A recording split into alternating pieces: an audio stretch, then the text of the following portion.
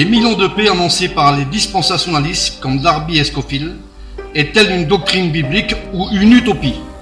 Soulignons d'emblée que ni Jésus ni les apôtres ont annoncé qu'il y aura un âge d'or sur la terre, un règne de paix pendant 1000 ans, après l'enlèvement de l'Église. Les 4 évangiles dans lesquels Jésus a tout annoncé d'avance, des choses qui devaient se produire avant son retour, ne mentionnent ni un règne de 1000 ans de paix sur la terre, après l'enlèvement de l'Église. Il en est de même pour les épîtres écrits par les apôtres. Aucun chapitre et verset ne mentionne non plus un règne de 1000 années après l'enlèvement de l'Église sur la terre. Mais c'est tout le contraire à cette théorie imaginaire que Jésus et les apôtres enseignent dans les Écritures. Elle est donc une utopie, elle est donc une philosophie, une construction imaginaire et rigoureuse d'une croyance, attitude de tous ceux qui se bercent d'utopisme, de rêverie. Le fameux millénium dispensationaliste est donc une utopie, comme c'est le cas également pour le retour secret de Jésus pour enlever l'Église. Ces deux enseignements qui ont été donnés pour le monde chrétien sont donc faussés, il faut le dire. Soulignons qu'un seul verset de l'Écriture sainte parle de 1000 ans. Il se trouve au chapitre 20 de l'Apocalypse. Il est très important de dire que tous ceux qui croient à un millénium terrestre après l'enlèvement de l'Église croient aussi que pendant cette période imaginaire, des sacrifices d'animaux seront renouvelés, rétablis dans un 3e temple reconstruit à Jérusalem, en faveur de tous ceux qui n'auraient pas été enlevés au retour secret de Jésus. Or, le Nouveau Testament nous enseigne qu'un seul sacrifice pour le péché a été accompli par Jésus à la croix du Calvaire. Hébreux 10, 18 dit ceci: « Or, là où il y a un pardon de péché, il n'y a plus de sacrifice pour le péché. » Les dispensationalistes répondent en général que ces sacrifices n'auront plus qu'un rôle commémoratif. Cela est entièrement faux. Il suffit pour nous chrétiens de savoir que Jésus a institué la Sainte Seine pour nous souvenir de sa mort et de sa résurrection. Paul nous rappelle cette grande vérité dans 1 Corinthiens 11, 23. « Car j'ai reçu du Seigneur ce que je vous ai enseigné, c'est que le Seigneur Jésus, dans la nuit où il fut livré, prit du pain, et après avoir rendu grâce, il le rompit, et dit ceci: est mon corps qui est rompu pour vous. Faites ceci en mémoire de moi. De même, après avoir soupé et pris la coupe et dit: cette coupe est la nouvelle alliance en mon sang, faites ceci en mémoire de moi. Car toutes les fois que vous mangez ce pain et que vous buvez cette coupe, vous annoncez la mort du Seigneur jusqu'à ce qu'il vienne. » Nous pouvons affirmer que lorsque Jésus reviendra, ce sera la fin du monde, le dernier jour de l'histoire de l'Église sur la terre, car l'Église sera enlevée sur des nuées à la rencontre du Seigneur, et elle sera pour toujours avec le Seigneur Jésus. 1 Thessaloniciens 4, 13 à 17. D'autre part, concernant la théorie de Darby et de Scofield, à savoir, comme nous l'avons dit, que des sacrifices d'animaux seront rétablis pendant ce millénium terrestre. Cela est totalement faux. En plus, il est impossible que cela se fasse, puisque au retour de Jésus, ce sera la fin du monde. Le dernier jour, l'apôtre Pierre nous le confirme dans sa 2e épître. Voilà ce qu'il déclare: « Le jour du Seigneur viendra comme un voleur dans la nuit. En ce jour-là, les cieux passeront avec fracas, et les éléments embrasés se dissoudront, et la terre avec les œuvres qu'elle renferme sera consumée. » Au verset 11 et 12, Pierre appelle aux chrétiens à leur conduite et leur piété en attendant l'avènement du Seigneur. Voici ce qu'il nous dit au verset 12. « Attendez et hâtez l'avènement du jour de Dieu, à cause duquel les cieux enflammés se dissoudront et les éléments embrassés se fondront. » Tout va donc s'arrêter au jour de l'avènement du Seigneur. Notons que le verset 13 est très significatif pour notre étude. Mais nous attendons, selon sa promesse, des nouveaux cieux et une nouvelle terre où la justice habitera. Ces paroles de Pierre nous prouvent que le jour du Seigneur, après l'enlèvement de l'Église, sera inauguré les nouveaux cieux et la nouvelle terre. Posons-nous une question très importante. Si les cieux et la terre d'à présent seront donc détruits au jour de l'avènement du Seigneur, ces grandes vérités bibliques nous prouvent très bien qu'il ne peut y avoir sur la terre un millénium terrestre après l'enlèvement de l'Église. Cela est faux, car la terre où nous habitons actuellement sera détruite au jour de l'avènement de Jésus. Il faut souligner aussi que l'Apocalypse 24 ne parle pas d'un règne de 1000 ans sur la terre après l'enlèvement de l'Église.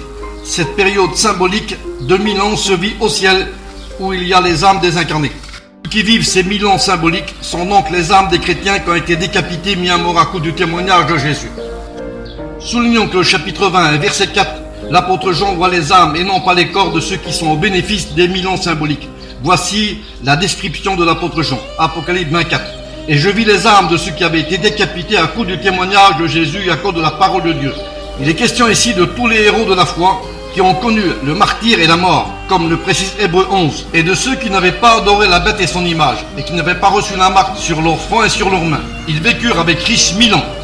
Expression symbolique d'un temps plus ou moins long. Ces 1000 ans en question, c'est la période de l'Église sur la terre.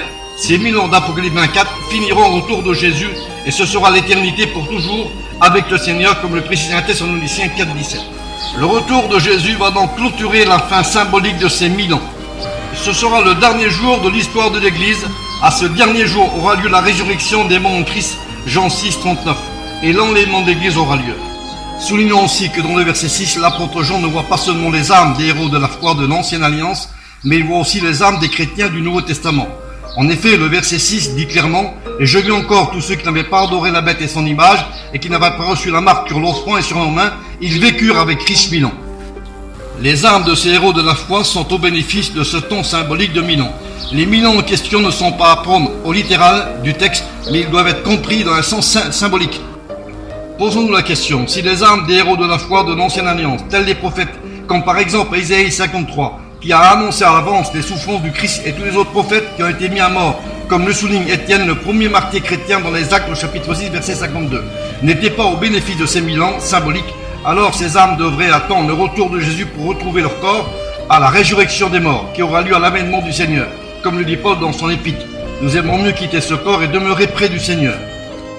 En définitif, les âmes de tous les croyants qui ont été mis à mort à cause de la parole de Dieu et de leur foi en Jésus se trouvent près du trône de Dieu où ils attendent la résurrection de leur corps au dernier jour selon Jean 6, 32 à 40 et 1 Corinthiens 15, 22. Une question se pose encore. Qu'en est-il des chrétiens qui vivent encore sur la terre? Vivent-ils aussi ce règne de 1000 ans avec le Christ? Tous les chrétiens authentiques qui témoignent pour le Christ et pour Dieu et pour sa parole ne vivent-ils pas aussi avec le Christ sur la terre? Jésus n'a-t-il pas dit « Voici, je suis avec vous jusqu'à la fin du monde » Il n'y a que l'endroit qui sépare les chrétiens vivant sur la terre avec les âmes des chrétiens décédés qui se trouvent près du trône de Dieu.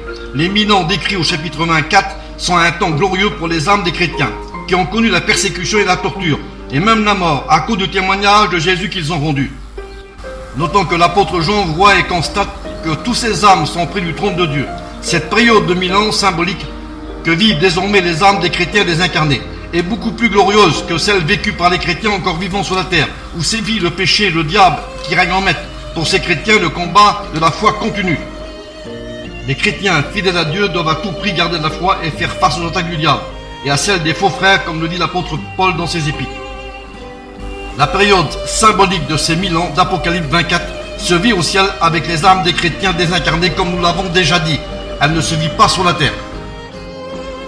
Cette période de 1000 ans symbolique d'Apocalypse 20 et verset 4 se vit au ciel avec les âmes des chrétiens désincarnés. Nous pouvons affirmer, grâce au contenu des versets 4 et 6 du livre de l'Apocalypse, chapitre 20, que ces 1000 ans symboliques sont vécus en priorité par les âmes de tous les croyants décrits par l'apôtre Jean.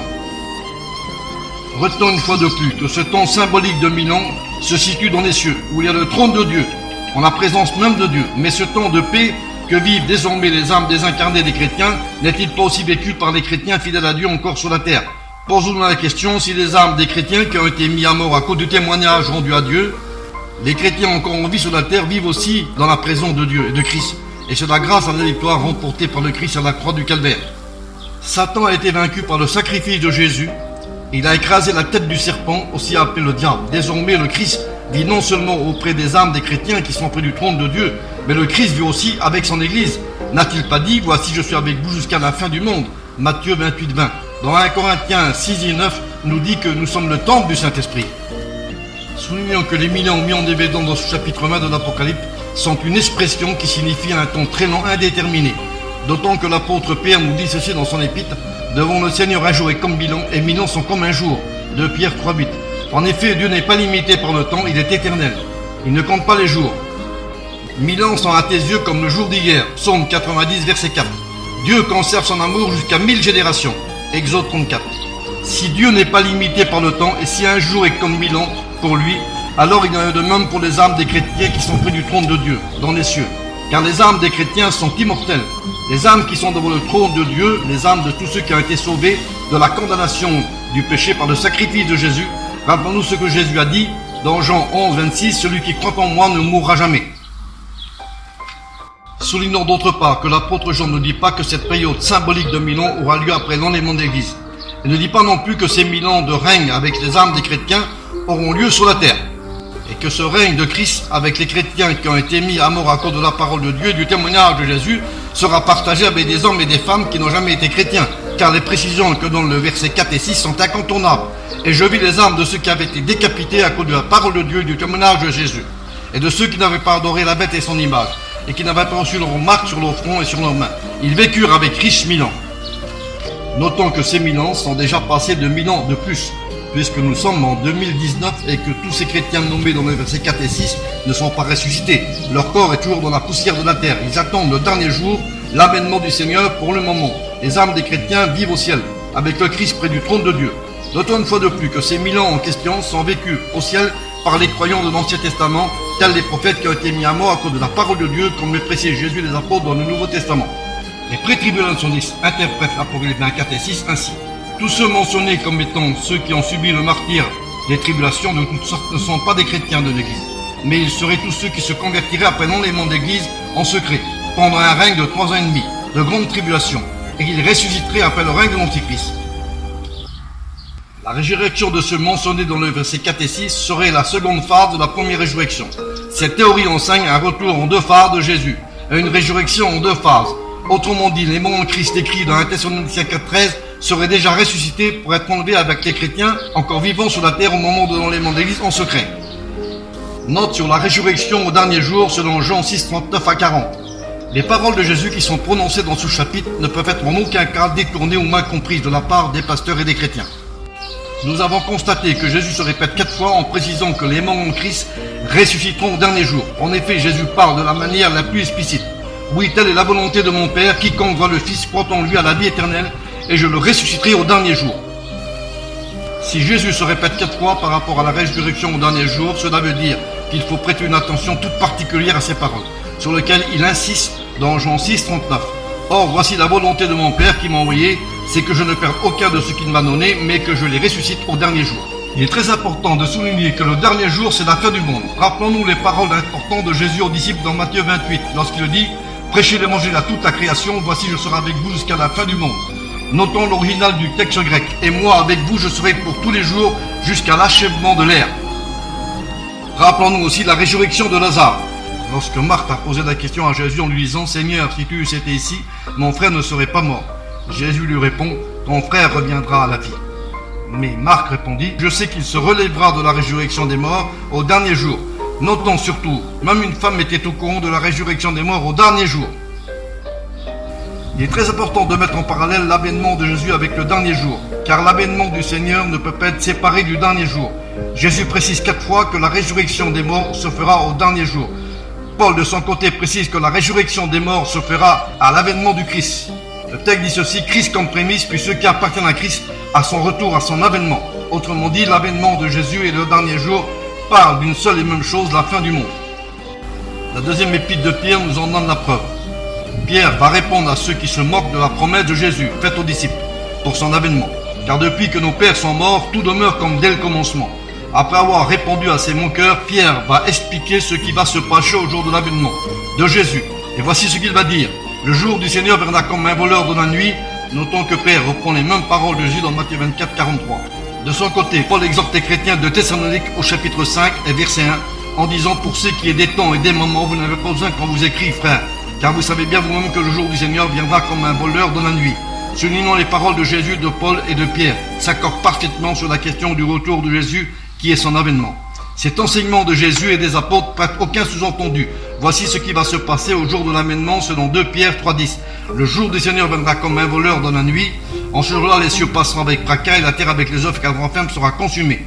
Paul exhorte l'Église à être prête pour ce grand jour. Il ajoute au verset 3, « Mais nous attendons, selon sa promesse, des nouveaux cieux et une nouvelle terre. » De ces vérités déjà expliquées, nous pouvons affirmer que la résurrection des morts en Christ aura lieu au dernier jour, Jean 6, 39 à 40, à la dernière trompette, 1 Corinthiens 15, 51, à l'avènement de Jésus, 1 Corinthiens 15, 22, à la fin du monde, c'est-à-dire à la moisson, Matthieu 13, 38.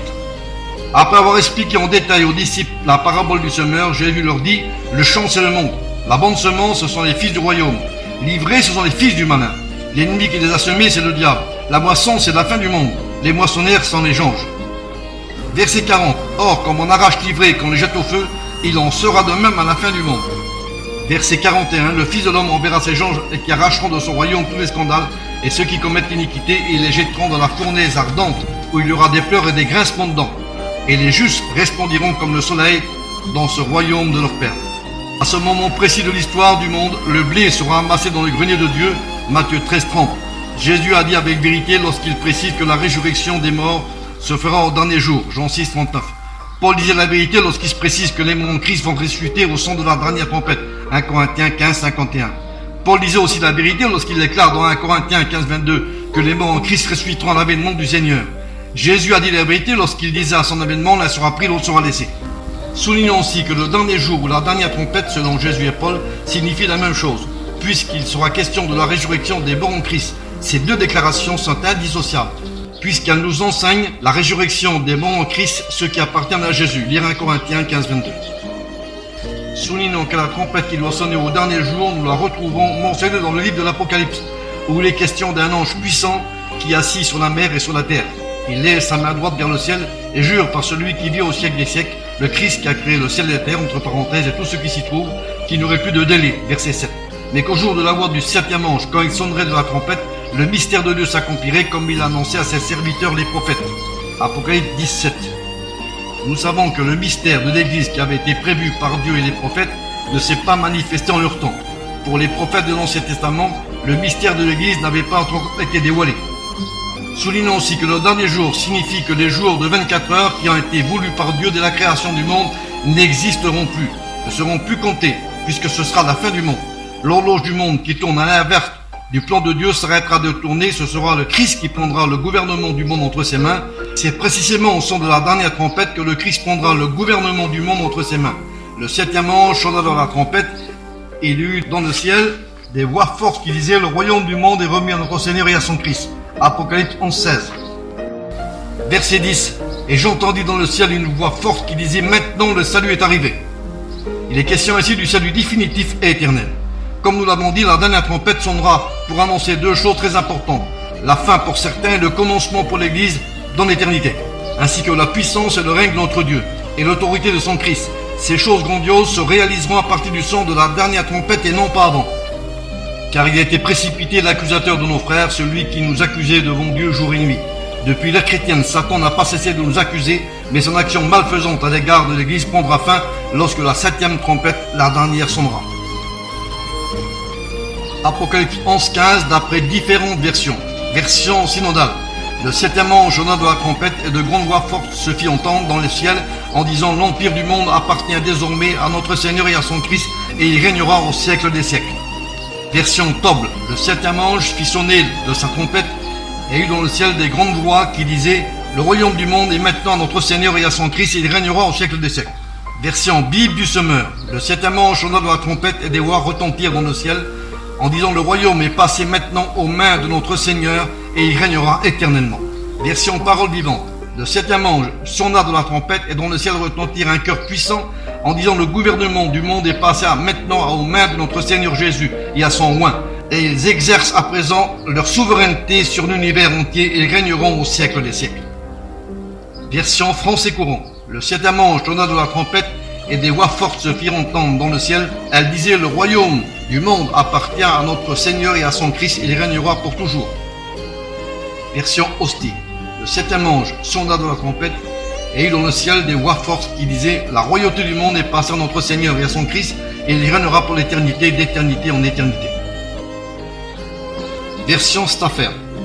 Le septième ange sonna de la trompette et eut de grandes voix dans le ciel qui disaient « Le royaume du monde est remis à notre Seigneur et à son Christ, et il régnera au siècle des siècles. » La version Bible de Jérusalem. Le septième ange sonna au ciel, des voix fortes clamèrent « La royauté du monde est acquise à notre Seigneur et à son Christ, et il régnera au siècle des siècles. » Version Chouraki. Le septième ange sonne, survers des grandes voix au ciel. Elle disait « C'est le royaume de l'univers à notre Adam chef, à son Messie, le Seigneur chef. » Le texte grec. Le septième ange sonna de la trompette, et furent des voix grandes dans le ciel qui disaient « Est passée la royauté du monde au Seigneur de nous et au Christ qui régnera au siècle des siècles. »